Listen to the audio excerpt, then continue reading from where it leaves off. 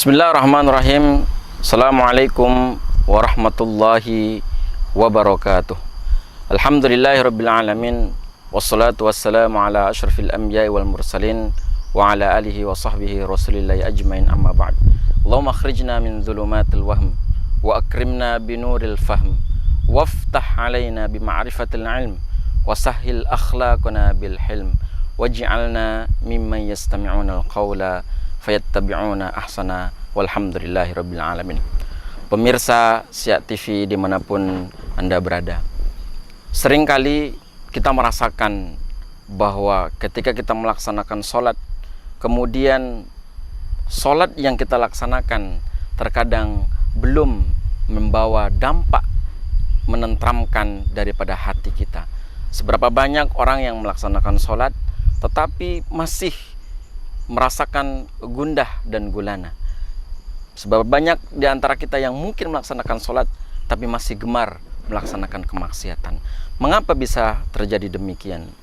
Said Hawa dalam bukunya menyebutkan Tarbiyatun Ar-Ruhiyah, beliau menyebutkan bahwa di antara faktor penyebab yang menyebabkan kita masih melaksanakan kemaksiatan padahal kita melaksanakan sholat yang 5 waktu dan juga sholat-sholat sunnah yang lainnya, di antaranya adalah kurangnya khusyuk kita ketika melaksanakan sholat.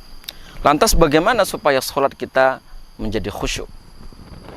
Said Hawa menyebutkan dalam kitabnya bahwa ada beberapa hal yang perlu diperhatikan bagi seorang mukmin ketika melaksanakan sholat.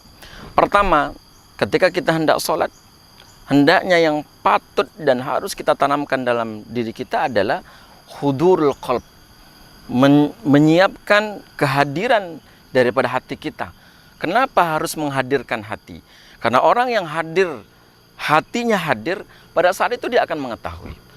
Petuah orang tua-tua kita dulu bahwa ketika kita hendak menebas, hendaknya kita sadar, hendaknya kita ingat bahwa apa yang kita pegang itu adalah sebilah parang. Jangan sampai ketika kita menebas dalam semak, kita tak sadar bahwa kita sedang memegang parang, maka parang itu yang akan menebas daripada bagian anggota tubuh kita.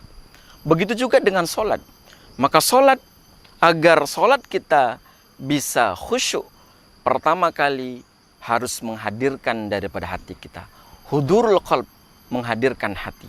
Ketika kita hadir bahwa saat ini yang kita lakukan adalah kita sedang menghadap kepada Zat yang Maha Kuasa, yang hidup dan mati kita ada dalam genggamannya.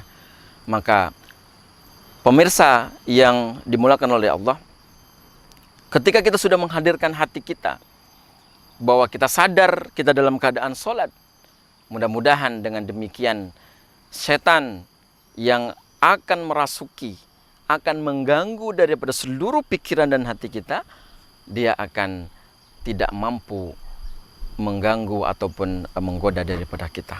Karena memang begitulah tabiat syaitan. Ketika kita sudah takbiratul ihram, Allahu Akbar, pada saat itu syaitan akan mulai mewaswaskan dalam telinga dan benak pikiran kita. Uzkur kadza, kata baginda Nabi SAW, ingat ini, ingat itu. Sehingga apa yang mungkin di luar sholat kita tidak ingat, ketika kita sholat kita akan ingat. Namun dengan senantiasa menghadirkan hati kita, Allah akan berikan ketetapan hati kita, kita sadar bahwa kita sedang dalam keadaan sholat. Kemudian yang kedua, agar sholat kita bisa menjadi khusyuk, tentunya ada sifat khauf dalam diri kita. Apa itu khauf? Sifat khauf adalah perasaan takut. Kenapa kita harus menghadirkan rasa takut dalam sholat ketika kita menghadap kepada Allah? Karena kita yakin yang kita hadapi itu adalah bukan makhluk seperti kita. Walillahil masalul a'la. Permisalahan ketika kita hendak datang ke sebuah kantor, apakah itu kantor bupati atau gubernur atau bahkan mungkin presiden, tentu kita akan ada perasaan was-was, perasaan takut. Kalau nanti ketika kita datang, kita tidak diterima.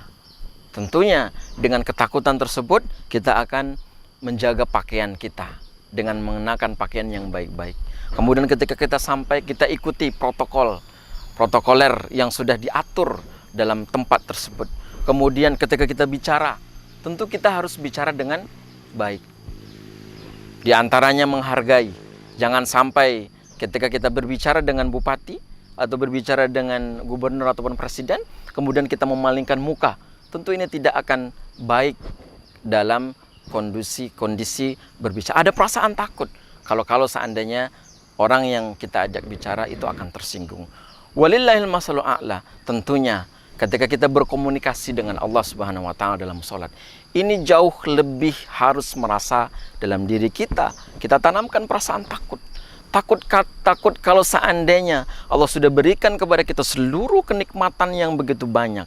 Allah berikan kepada kita kenikmatan yang begitu besar. Ternyata ketika kita berbicara dengan Allah, ketika kita komunikasi dengan Allah, justru Allah malah menjadi murka. Allah akan murka. Kenapa? Karena ketika kita berkomunikasi dengan Allah, kita tidak sopan.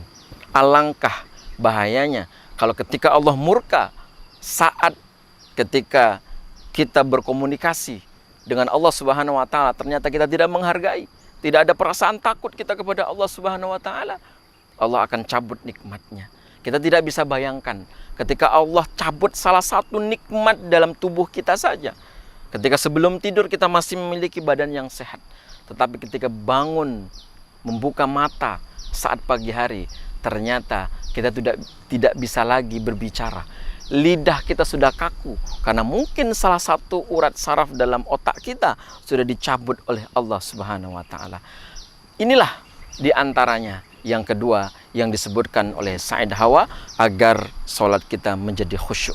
Ketika kita menghadirkan perasaan takut bahwasanya Allah bisa jadi akan murka kepada kita ketika kita tidak menghargai, ketika kita tidak menghadirkan dengan sebenar-benarnya dalam keadaan sholat. Ini yang bisa mengkhawatirkan kepada kita. Pemirsa Syiah TV yang dimuliakan oleh Allah Subhanahu wa taala.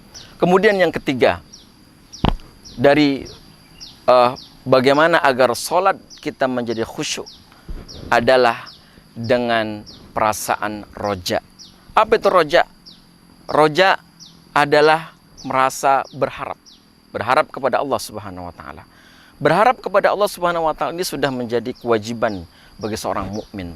Ketika kita melaksanakan sholat, berharap, apa yang kita harapkan kepada Allah Subhanahu wa taala? Tentunya yang paling pertama kali adalah berharap agar Allah Subhanahu wa taala menerima daripada sholat yang kita lakukan. Ketika kita sudah berharap kepada Allah agar sholat kita diterima, maka mudah-mudahan Allah akan mengijabah.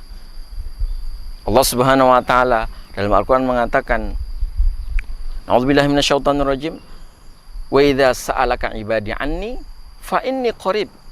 Ketika hambaku meminta kepadaku, Allah katakan fa inni qarib. Aku amat sangat dekat, kata Allah Subhanahu wa taala. Dekat di sini tentunya bahkan dalam sebuah hadis mengatakan bahwa Allah itu lebih dekat daripada urat nadi kita.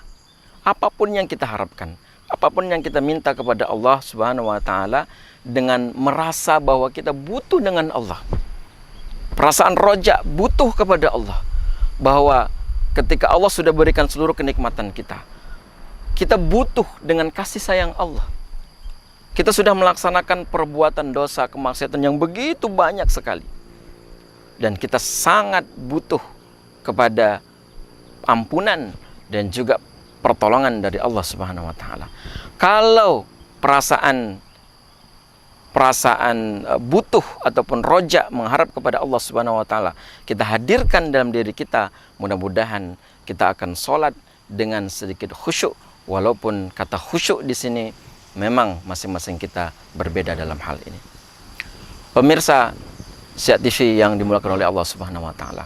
Dengan tiga hal ini yang disebutkan oleh Said Hawa, mudah-mudahan kita bisa mampu menjadikan sholat kita dapat kita rasakan, kita nikmati, dan merasakan betul-betul bahwa sholat kita membawa dampak yang baik bagi kehidupan kita.